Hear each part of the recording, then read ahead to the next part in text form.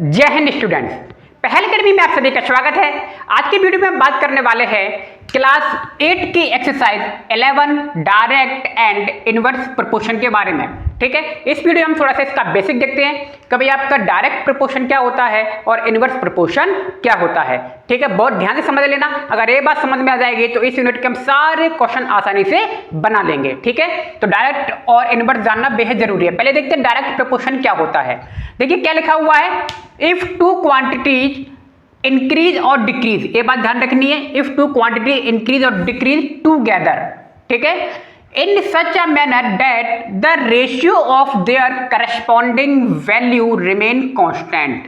अब ये क्या कह रहा है, मान लीजिए कोई दो क्वांटिटीज है, दो नंबर्स हमारे पास हैं। ठीक है, मान लीजिए हमने एक्स और वाई मान लिए, तो कह रहा है वो क्या कर रहा है, इंक्रीज और डिक्रीज अगर एक साथ हो रहा है, एक साथ अगर इंक्रीज हो रहा है, एक साथ अगर डिक्रीज हो रहे हैं, तो कह रहा है उनकी जो करस्पेंडिंग वैल्यू होगी या उनके साथ में जो वैल्यू होगी उनका रेशियो जो होगा वो होगा रिमेन कांस्टेंट, यानी कि वो कांस्टेंट होगा, स्थिर होगा। बात समझ में आ गई? एग्जांपल समझ लीजिए। मान लीजिए देखिए दो वैल्यू क्या दी है आपको, एक्स और वाई, मैंने बताया दो वैल्यू एक्स और वाई दी है आपको, दिख रही होंगी। देखिए अब देखिए एक्स और वाई टू क्वांटिटीज हो गई, इंक्रीज और डिक्रीज। देखिए एक्स अगर इंक्रीज हो रहा है तो वाई भी क्या होगा, इंक्रीज होगा। क्या कह रहा है वो, बात समझ में आ रही है? अगर एक्स इंक्रीज होगा तो वाई भी इंक्रीज होगा, अगर एक्स डिक्रीज होगा तो वाई भी क्या होगा, डिक्रीज होगा। ठीक है, समझ गए? अब वो क्या कर, यही होता है आपका क्या, डायरेक्ट रिलेशन। क्या होता है, डायरेक्ट प्रोपोर्शन यही होता है। ठीक है, जब वैल्यू इंक्रीज हो रही है तो इंक्रीज हो जाएगी सेम टू सेम, और अगर दूसरी घट रही है तो एक और भी घटेगी। जैसे एग्जांपल से समझते हैं। एग्जांपल मान लीजिए मैंने दिया हुआ है, शुगर दिए केजी, ठीक है, इसको एक्स मान लिया, और कॉस्ट ऑफ शुगर दिया वाई, इसको हमने वाई मान लिया। अब देखिए इसमें क्या कर रहा है, 1 kg शुगर कितने रुपए की आ रही है, कॉस्ट ऑफ शुगर 8 रुपए की आ रही है। 2 kg कितने की आ रही है, 16 की आ रही है। 3 kg कितने की आ रही है, 24 की आ रही है। 4 kg कितने की आ रही है, 32 की आ रही है। कुछ समझ में आ रहा है कि x की वैल्यू जब इंक्रीज हो रही है 1 से 2, 2 से 3, 3 से 4, तो अब देखिए y की वैल्यू भी क्या हो रही है, इंक्रीज हो रही है। 8, फिर 16, फिर 24, फिर 32, यानी कि x अगर इंक्रीज हो रहा है तो y भी क्या हो रहा है, इंक्रीज हो रहा है। अब डिक्रीज की बात करते हैं, उल्टा चलिए जरा, ये 4 है, ये 32 है। 4 से जब 3 पे आए तो बताइए y की वैल्यू भी क्या हो रही है, 4 से 3 पे आए तो डिक्रीज हुआ ना, तो y की वैल्यू देखिए 32 से कितनी हो रही है, 24 हो रही है। यहाँ पे देखिए जब x की वैल्यू 2 हुई तो y की वैल्यू भी क्या हो गई, कम हो गई, यानी कि x की वैल्यू डिक्रीज होने पर y की वैल्यू भी क्या हो रही है, डिक्रीज हो रही है। यही आपका कौन सा है, डायरेक्ट प्रोपोर्शन है। ठीक है, अब बात करते हैं, फिर एक बात और आई थी, ratio of the corresponding value remain constant. इनका जो करस्पॉन्डिंग वैल्यू इनको रेशियो क्या होगा, कांस्टेंट होगा, यानी कि सेम होगा। अब देखिए सेम कैसे है, अब बात आता है 1/8 है ये, यानी कि x अपॉन वाई कितना है, 1/8 है कि नहीं। अच्छा, दूसरी वैल्यू 2/16 लिखा हुआ है, कितना लिखा है, 2/16। बताइए ये भी 1/8 होना चाहिए, काट दोगे तो 1/8 ही आएगा। ठीक है, 4/32, इसको भी अगर काटोगे तो 1/8 ही आएगा। इसके देख रहे हो का मतलब निकल रहा है कि इनके जो करस्पॉन्डिंग वैल्यू है उनका रेशियो भी क्या है, सेम है, 1/8, 1/8, 1/8। ठीक है, यही होता है आपका डायरेक्ट प्रोपोर्शन।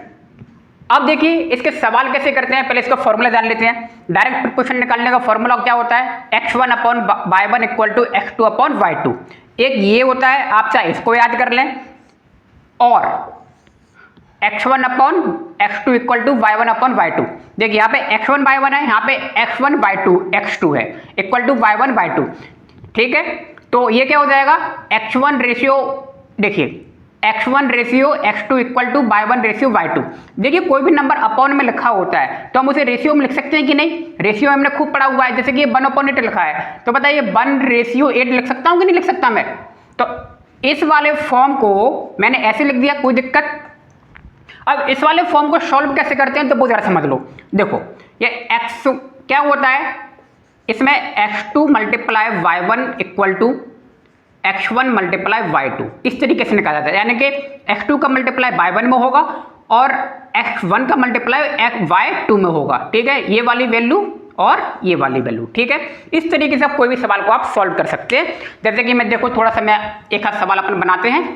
जैसे मान लीजिए ये मैंने कॉलम छोड़ा हुआ है, यहाँ पे मैंने मान लिया कि x5 हमें यहाँ पे वैल्यू नहीं दी और यहाँ पे शक्कर को मैंने मान लिया कि भैया 56 रुपए की आती है, ठीक है। 1 kg आपकी 8 रुपए की है, आपके पास है 56 रुपीज़, तो बताइए शक्कर कितनी आएगी, शुगर की कॉस्ट बतानी है। तो क्या करोगे आप, आपके पास x1 by 1 है कि नहीं, तो x1 आपके पास कितना है, आप ऊपर कोई भी वैल्यू ले सकते हैं, सबके वैल्यू आंसर सेम ही आएंगे। मान लीजिए मैंने 4 ले लिया, तो बाय 1 भी फिर मुझे क्या लेना पड़ेगा, उसी का लेना पड़ेगा 32। x5 मेरे पास क्या है, यानी कि x5 एक तरीके से x2 की वैल्यू है कि नहीं, x2 इक्वल टू क्या है मेरे पास x5, ठीक है।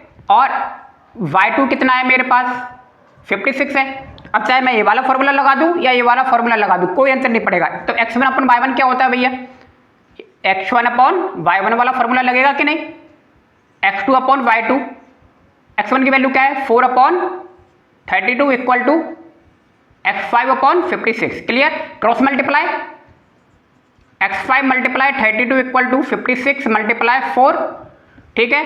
तो x5 की वैल्यू क्या आ जाएगी 56 मल्टीप्लाई 4 अपॉन 32 अपन में आ जाएगा, 4 से काटो 32 को, 8 टाइम कटेगा, 8 से 56 कट जाएगा ना 7 टाइम में, तो बताइए x5 की वैल्यू आ गई 7। आगे कि नहीं आगे, तो अब बता देखिए 7 kg शुगर कितने की आएगी 56 की आएगी, और 7 और 56 7 अपॉन 56 इसका रेशियो देखना 1 अपॉन कितना आएगा 8 ही आएगा, 7 8 जा 56 होता है, क्लियर। तो रेशियो सेम ही आएंगे। अब देखिए फटाफट से एक और देख लेते हैं, आपके पास x1 by 1 की वैल्यू हो गई।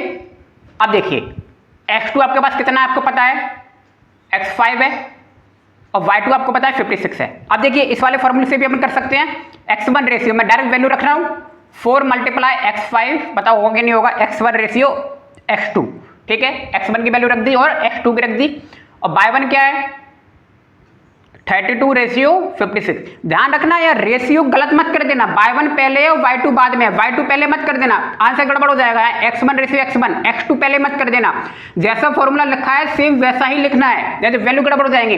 अब देखिए मैं इसके मल्टीप्लाई इसमें करूंगा, तो x5 multiply 32 equal to 56 multiply 4, बोलो ऐसे ही होगा ना, x5 इक्वल टू क्या आ जाएगा 56 मल्टीप्लाई 4 अपॉन 32, कट जाएगा, कितने टाइम में जाएगा 8 टाइम में, 8 से काट दिया 56 को, 7 टाइम आ गया, x की वैल्यू 7। आप किसी भी फॉर्मूले से कर सकते हैं, तो ये बिल्कुल आसान है, बिल्कुल इजी है। उम्मीद है डायरेक्ट प्रोपोर्शन आपको समझ में आ गया होगा। अब बात करते हैं इनवर्स प्रोपोर्शन क्या होता है, ये समझ में आ गया तो आपको इनवर्स का मतलब होता है उल्टा, विपरीत, ठीक है, उसके बारे में बात करते हैं।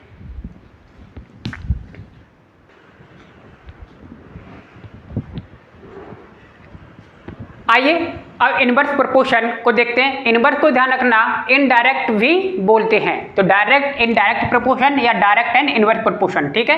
इनवर्स प्रोपोर्शन के देखिए क्या लिखा हुआ है, देखिए ये डायरेक्ट प्रोपोर्शन का ठीक क्या होगा अपोजिट होगा।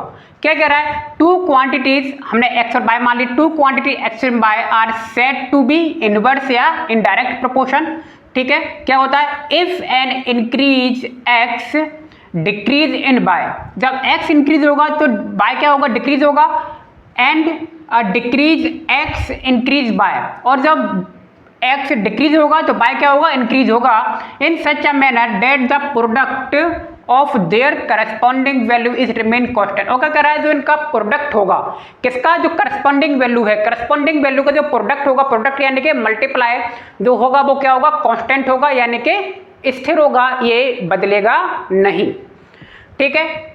देखिए इनवर्स में क्या हो रहा है प्रोडक्ट, और हमने डायरेक्ट में क्या लिखा था, यहाँ पे प्रोडक्ट की जगह रेशियो लिखा हुआ था, क्लियर। और रेशियो जानते हो आप क्या होता है, P अपॉन Q की फॉर्म में होता है, और प्रोडक्ट किसकी फॉर्म में होगा तो फिर P मल्टीप्लाई Q की फॉर्म में होगा, यानी कि ये लिखा था x अपॉन बाय, तो अब जो प्रोडक्ट होगा वो क्या होगा x इंटू बाय होगा कि नहीं होगा।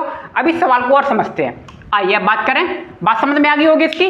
तो इनवर्स प्रोपोर्शन क्या होता है भैया, कोई भी दो वैल्यू दी है x और y, अगर x की वैल्यू इंक्रीज हो रही है तो y की वैल्यू क्या होगी डिक्रीज होगी, अगर x की वैल्यू डिक्रीज हो रही है तो y की वैल्यू क्या होगी इंक्रीज होगी, भाई इतना ही समझना है। और फिर क्या कर रहा है, जो आपकी करस्पॉन्डिंग वैल्यूज हैं, बाकी वैल्यूज भी होंगी, जो करस्पॉन्डिंग वैल्यूज हैं उनका प्रोडक्ट का जो होगा वो क्या होगा कांस्टेंट होगा, ठीक है। आइए अब बात को समझते हैं। देखिए क्या लिखा हुआ है, x लिखा हुआ है ना, ये x की वैल्यू क्या हो रही है, देखिए साइन ऊपर की तरफ है, एक्स की वैल्यू जब इंक्रीज होगी तो बाई की वैल्यू क्या होगी, नीचे डिक्रीज की तरफ। अगर एक्स की वैल्यू क्या हो रही है, डिक्रीज हो रही है, तो बाई की वैल्यू देखिए ऊपर की तरफ जा रही है, इंक्रीज हो रही है। क्लियर। एक आप देखिए एक फॉर्मूला क्या होता है, टेबल से समझ लीजिए जरा, फॉर्मूला बाद में देखते हैं। मान लीजिए प्राइस ऑफ वन बुक है, आप देख रहे होंगे, टेबल को जरा देखना है और डायरेक्ट प्रोपोर्शन को भी साथ में ध्यान में रखते हुए देखिए क्या लिखा हुआ है, टेबल बनी हुई है, price of one book, price of one book को मैंने एक्स मान लिया है और number of books can be bought मैंने बाय मान लिया है। ठीक है, ऊपर की वैल्यू एक्स, नीचे की वैल्यू बाय। देखिए एक्स की वैल्यू 14 है तो बाय की वैल्यू कितनी है, 150 है ना। अब देखिए एक्स की वैल्यू को जब इंक्रीज किया, देखिए 40 से 50 हो गया, और वाई की वैल्यू क्या हो रही है, डिक्रीज हो रही है ना, 150 से 120 हो गई। तो एक्स की वैल्यू जब इंक्रीज हो रही है तो वाई की वैल्यू क्या हो रही है, डिक्रीज हो रही है। देखिए 50 से 60 हुआ, एक्स की वैल्यू इंक्रीज हुई तो वाई की वैल्यू देखिए 120 से 100 हो गई, यहाँ पे 75 हो गई, 60 से 75 हो गई है, 100 से क्या हो गई, 80 हो गई। समझ में आ रहा है, जब एक्स की वैल्यू इंक्रीज तो वाई की वैल्यू डिक्रीज। उल्टा देख लेते हैं, ये 75 है, ये 80 है, 75 से क्या हुआ, एक्स की वैल्यू डिक्रीज हो गई, 60 हो गई, तो वाई की वैल्यू देख रहे हो कि अगर 80 से 100 हो गई, इंक्रीज हो गई।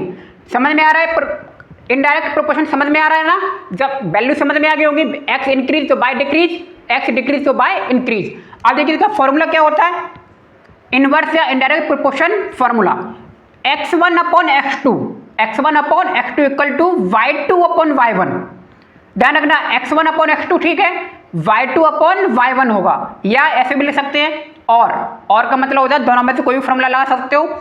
देखिए इक्वल का साइन लगा है तो क्रॉस मल्टीप्लाई होता है कि नहीं होता है, x1 का मल्टीप्लाई y1 में होगा तो देखो x1 y1 इक्वल x2 का मल्टीप्लाई y2 में होगा तो x2 y2। ठीक, ये इनडायरेक्ट या इनवर्स प्रोपोर्शन का फॉर्मूला है, आपको याद रखना है। अब मान लीजिए टेबल लिखी हुई है, अब देखिए क्या लिखा था, जब प्रोडक्ट लिखा था किसका, इनवर्स रेशियो का।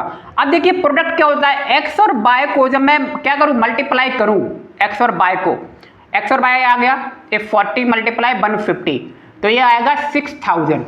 देख रहे हो, इन दोनों का मल्टीप्लाई करने पर 6000 आया तो बाकी सबका भी मल्टीप्लाई करने पर 6000 ही आना चाहिए। आप देखिए 50 मल्टीप्लाई 120 करेंगे तो ये भी कितना आएगा, 12 का मल्टीप्लाई 5 में करोगे तो 60 आएगा और 20 6000 आ रहा है, सब के यही आएंगे। 50 का हो गया, 60 का 100 में करोगे तो भी देखिए क्या आएगा 6000।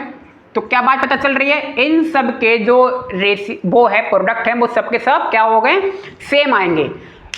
इनवर्स प्रोपोर्शन में प्रोडक्ट सेम आते हैं और डायरेक्ट प्रोपोर्शन में आपने देखा था ratio x upon bye same आएंगे। एक्स अपॉन बाय मतलब ऊपर नीचे की वैल्यू अपॉन में लिखी होगी, जैसे कि 40 अपॉन 150 लिखा हुआ है तो अगली स्टेप जो 50 अपॉन 120 है, इनकी जो वैल्यू आएगी वो क्या आनी चाहिए, सेम आनी चाहिए रेशियो में। ठीक है, इसमें मल्टीप्लाई में आ रही है, समझाने के तौर पर मैंने ऐसा लिखा हुआ है, बात समझ में आ गई होगी। ठीक है, तो सवाल भी इसको आप आसानी से बना सकते हो, जैसे कि मान लीजिए यहाँ पे एक्स की वैल्यू 5 लिख देता हूँ मैं और ये, ठीक है, और इस तरीके से ये सवाल हो जाएंगे। ठीक, जब एक्सरसाइज करेंगे तो सवाल आपको और अच्छे से समझ में आ जाएंगे। ठीक, जैसे कि मान लीजिए स्पीड इंक्रीज हो रही है तो टाइम क्या होगा, डिक्रीज होगा, है ना। टाइम डिक्रीज हो रहा है तो स्पीड क्या हो रही है, बढ़ रही है। जैसे कोई मजदूर है, कोई मजदूर एक काम को करते हैं, मान लीजिए मजदूर 20 हैं और एक काम को करने में 4 घंटे लेते हैं। मजदूर आप कम करेंगे तो क्या होगा, टाइम बढ़ेगा, मजदूर आप ज़्यादा करेंगे तो टाइम क्या होगा, कम होगा। और यही क्या है, इनवर्स प्रोपोर्शन है। उम्मीद है आपको समझ में आ गया होगा। तो मिलते हैं नेक्स्ट वीडियो में, आप सभी का बहुत बहुत धन्यवाद, थैंक यू।